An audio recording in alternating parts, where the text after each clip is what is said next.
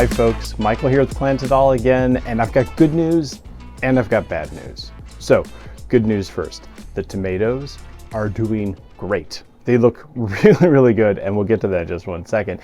The bad news is I was really hoping to be posting this great time-lapse photo of them blooming and growing and filling up the tent, and my time-lapse camera died. So I don't get to treat you to that, but let's go take a look at those tomatoes.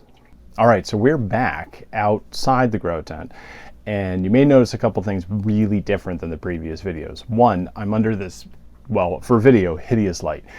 And two, we are not inside my tent. In fact, let me pan the camera over here a little bit. This is sticking out about, I'd say, 2 feet outside my tent. So the grow has gone so well, in the case of the tomatoes, that they overshadowed the cilantro, which before I had to open up the tent, the cilantro had grown to a point where I'd have harvested about 1 pound between the 2 pots, which is excellent. And then this started happening.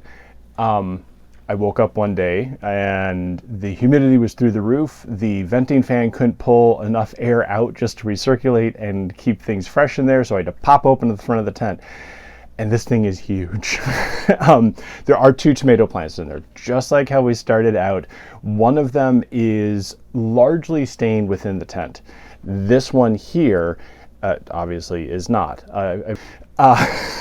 To say the very least, this has been one heck of a grow, and it is still going. Let me give you, maybe you get a tighter view in here.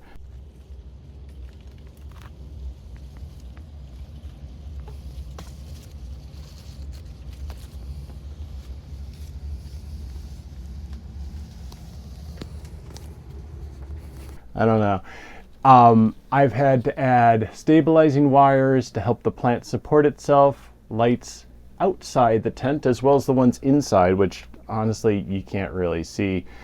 And I've been doing a ton of hand pollinization. So inside your grow tent, you clearly don't have pollinators. Well, hopefully you don't. If you do, you've got possibly a bigger issue at hand inside your grow tent. There's a really great way of pollinating with a toothbrush, and I'll show that to you just right here. Okay, here we go. I have my ultrasonic toothbrush here, and we're going to pollinate these tomato flowers. So in a tent, you don't have any pollinators, so you got to do your work yourself. Your fans will do some of the work, but the surefire way is to come in here and actually just turn on your toothbrush and put it on the back of the flowers. So if you watch carefully, hopefully you'll see the pollen. Here we go. It's just little tiny poofs. There you go, you can see that one. And that's all it takes. Tomatoes are self-pollinating, so as long as you get that pollen flying through the air and nice and close to the flowers themselves, you're gonna have tomatoes. It's really kind of remarkable how well that works. It's just an old ultrasonic toothbrush, and you rest it on the back of the flower, gives it a shake and get that little poof of pollen. And it does work. Tomatoes are self-pollinators. They just won't necessarily loose their pollen to then start fruiting unless you give them a bit of a shake. I know folks, a ton of folks that do the toothbrush trick. Some folks just go in there and give their plant a bit of a rattle, and that works pretty well. I definitely feel like the toothbrush trick works a bit better in terms of basically everything pollinating. I've probably hand pollinated about 150 flowers by this point. I was keeping track for a while and I gave up. But that 150, I would say no less than 90% have definitely turned into fruit. And we're just rolling in tomatoes at this point. So there you go, a little bit of an update there. I'm starting another grow soon, not in this tent, in another one. I'm gonna see how long Bruce will hold out and keep producing tomatoes for me. But I'm gonna start another grow in another tent, focusing on totally different plants. And that's gonna be a much more brief overview of the total growth cycle of setting up the set of plants in the tents and their progression. Time-lapse camera's working again, so that'll definitely be a component. Now, before I let you go, there were a few questions that people have sent to me directly or in comments, and I thought it might be useful to put them out there. So, one user sent me a message and said, "This is a terrible idea doing this for your pH. pH has to be managed gradually and gently. You're just going to end up shocking your plants and causing damage." And they're not wrong.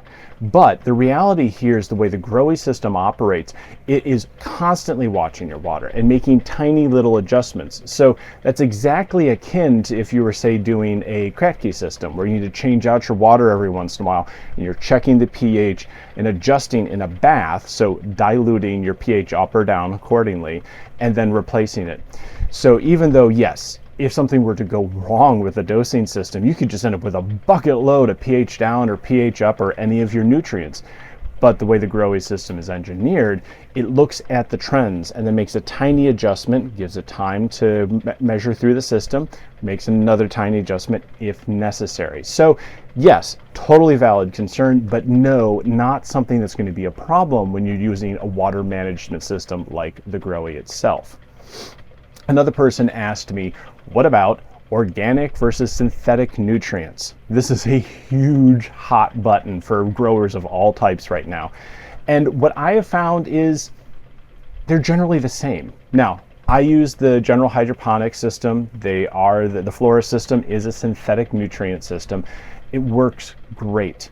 I've tried a few organic systems. They also work great. So I'd say pick what works for you.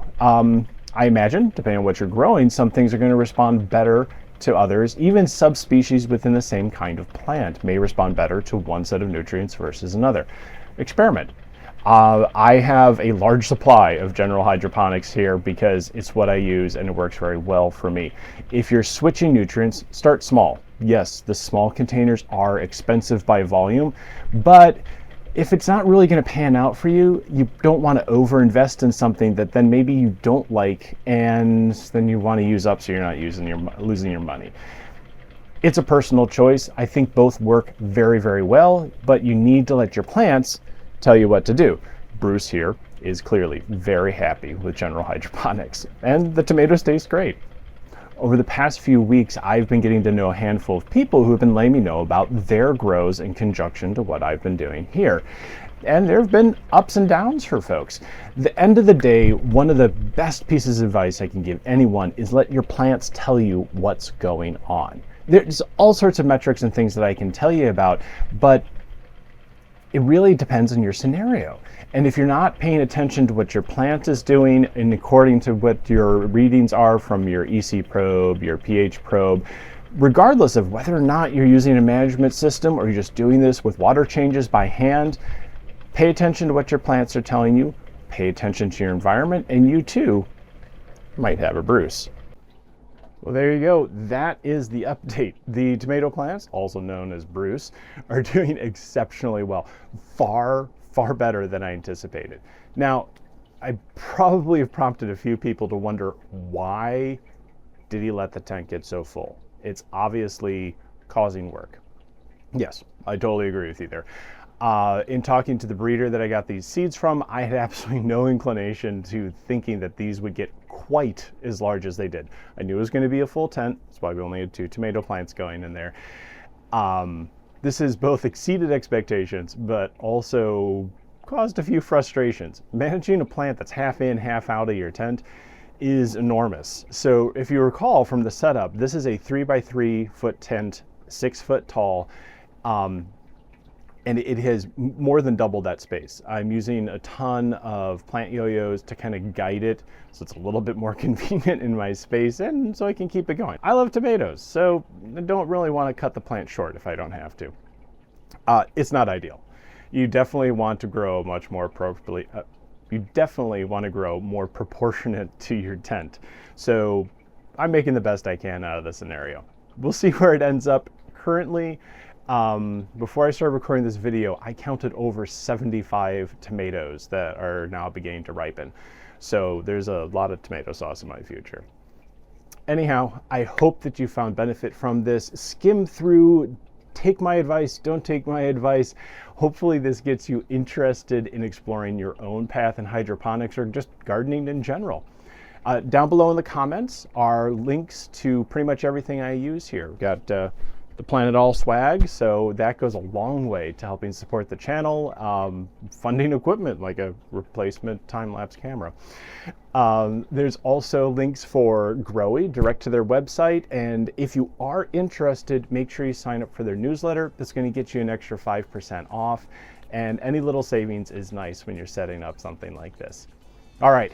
Have a wonderful time growing. Leave comments, like and subscribe, share it around. I hope this content is beneficial to folks out there, and enjoy what you're doing. And don't forget to plan it all.